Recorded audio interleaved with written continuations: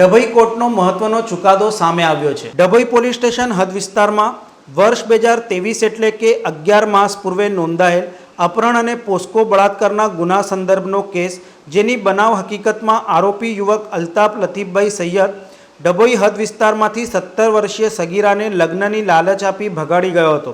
તો આ બનાવમાં યુવકના પિતા લતીફભાઈ અબ્દુલ રહેમાન સૈયદ અને યુવકનો ભાઈ સરફરાજ લતીફભાઈ સૈયદ નાઓ દ્વારા આરોપીની ગુનો કરવામાં મદદ કરી હોય ત્રણેય આરોપીઓ સામે Dabhoi additional district and sessions કોર્ટમાં જજ એચ.જી. વાઘેલા નાઓ સમક્ષ કેસ ચાલી જતા સરકારી વકીલ એચ.બી. ચૌહાણની દલીલો અને પુરાવાને ધ્યાનમાં રાખી ત્રણેય આરોપીઓને કોર્ટે 20 વર્ષની સજા અને 33,000 દંડ ભરવા હુકમ કર્યો હતો।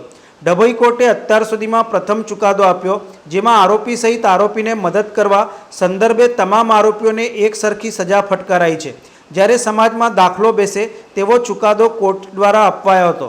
આજથી 11 માસ પહેલાં ડભોઈ પોલીસ સ્ટેશનના હદ વિસ્તારમાં ફરિયાદીની ભોગ બનનાર દીકરી ઉંમર વર્ષ 17 તથા 12 દિવસ નાનીને આરોપી અલ્તાફ લતીફ સૈયદ નાઓ લગ્નની લાલચ આપી પટાઈ ફોસલાવી ભગાડી લઈ ગયેલ અને તેઓના પિતા લતીફ ખાન અબ્દુલ રહેમાન સૈયદ તેમજ સરફરાજ ખાન લતીફ ખાન સૈયદ નાઓને મળતા તેઓએ ભોગ બનનાર તથા આરોપી અલ્તાફ નાઓને ભાડેથી મકાન અપાવેલ, જે મકાનમાં આરોપી અલ્તાફ નાઓએ ભોગ બનનાર સાથે અવારનવાર શારીરિક દુષ્કૃત્ય કરેલ, જે અંગેનો કેસ મહેરબાન ડભોઈના એડિશનલ ડિસ્ટ્રિક્ટ એન્ડ સેશન જજ શ્રી એચ.જી. વાઘેલા સાહેબની કોર્ટમાં ચાલી જતા તમામ આરોપીઓને તકસીરવાન ઠરાવી ભગાડી જવા સંબંધે 3 વર્ષની કેદ તેમજ ₹3,000 દંડ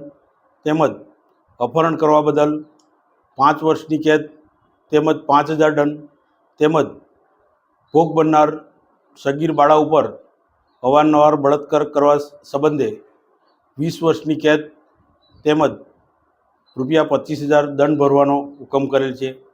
આમ સગીર બાળા ઉપર બળાત્કાર કરનાર તેમજ તેમાં આશરો આપનાર વ્યક્તિઓમાં ભય વ્યાપે તે પ્રમાણેનો ઉદાહરણરૂપ ચુકાદો નામદાર કોર્ટે આપેલ છે। સમાચારોના સતત અપડેટ મેળવવા માટે લોકમત ન્યૂઝને યુટ્યુબ ઉપર સબસ્ક્રાઇબ કરો, બેલ આઇકોન દબાવો અને અમારી સાથે જોડાયેલ રહો ફેસબુક, ઇન્સ્ટાગ્રામ અને ટ્વિટર ઉપર।